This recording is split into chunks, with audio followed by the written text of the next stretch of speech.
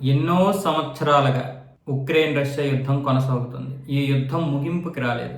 జెలెన్స్కీకి ఏం చేయాలో అర్థం కావడం లేదు. అందుకే ఇప్పుడు ప్రభుత్వంలో ఉన్నటువంటి నాయకత్వ మార్పుని అయితే చేస్తున్నాడు. ఇప్పుడు ఆ ప్రధాని యులియా అయితే రాజీనామా చేశారు.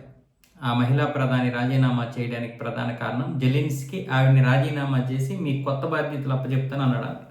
కొత్త బాధ్యతలు ఏంటనేది తెలియదు కానీ ప్రస్తుతానికి ఆవిడైతే రష్యా ఉక్రెయిన్ యుద్ధంలో నేను ప్రాతినిధ్యం వహించడం అనేది గర్వంగా ఉందని చెప్తుంది ఆవిడ.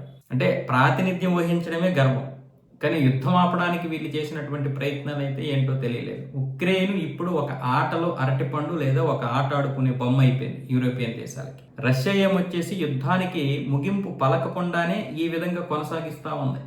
ఇప్పుడేమొచ్చేసి జెలెన్స్కీ అందరినీ మార్చేస్తూ ఉన్నాడు. అధ్యక్షుడిగా ఉన్నటువంటి జెలెన్స్కీ మొత్తం నాయకత్వ మార్పుడు అయితే చేస్తున్నాడు. మరి ఈ నాయకత్వ మార్పుల వల్ల అయినా సరే యుద్ధం ముగింపు వస్తుందేమోనని వీళ్ళ ఆశ. కానీ వాస్తవం ఏంటి?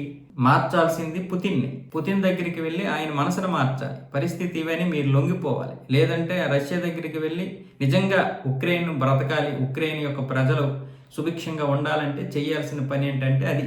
ఇక్కడ అధికార మార్పిడు లేకపోతే నాయకత్వం మార్పిడి జరిగినంత మాత్రాన యూరోపియన్ దేశాలని అమెరికాని పట్టుకొని వేలాడినంత మాత్రాన ఏమీ జరగదు ఉక్రెయిన్కి. వాస్తవంగా చెప్పాలంటే రష్యా ఎన్ని రోజులు యుద్ధం కొనసాగించాలనుకుంటుందో అన్ని రోజులు కొనసాగుతూనే ఉంటుంది. అది ఈ రోజు ఆగిపోవాలనుకుంటే ఈ రోజు ఆగిపోతుంది, కాదు మరో 10 సంవత్సరాలు అంటే 10 సంవత్సరాలు. ఈ యుద్ధం వల్ల నేను ఎంత నష్టపోతున్నా అనేది కాదు, మిమ్మల్ని ఎంత దెబ్బతీస్తాను అనేది పుతిన్ యొక్క ఆలోచన.